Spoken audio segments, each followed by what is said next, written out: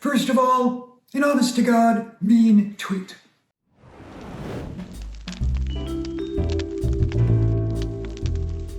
So, are we just going to pretend that Chris Bojalian hasn't probably committed a crime? I mean, other than his books? Dumbest book ever.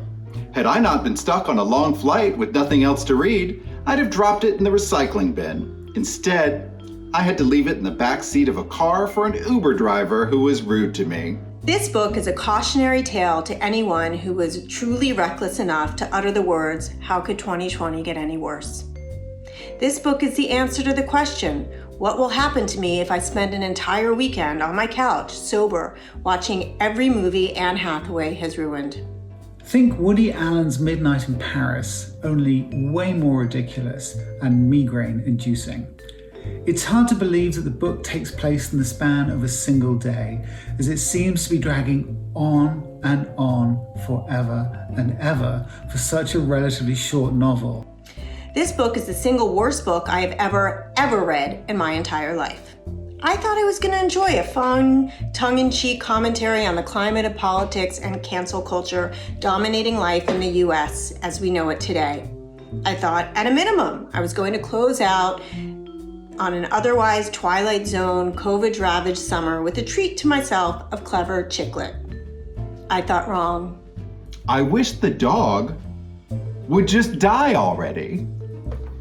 That was my dog. Just die already. 1 star. It's poorly researched, in my opinion, and directly contradicts the author's note in which he claims to have resisted the allure of all that celebrity when his novel is overflowing with references and wink-wink hints such as Shakespeare and Co. or Ernest Hemingway making star appearances.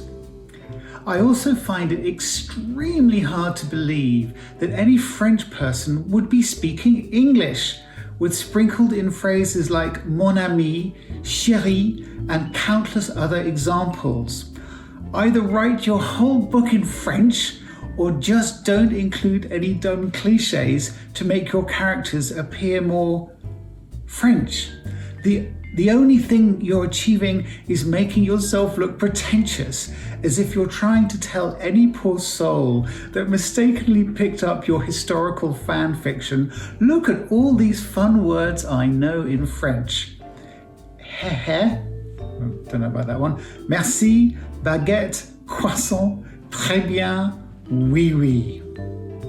In the irony of ironies, and in keeping with the bypass the knee pads and lube and just bend over theme of the year, despite the title to this atrocity, the only thing I've taken away from this pile of fictional FU is complete and utter regret. Guess you didn't like it.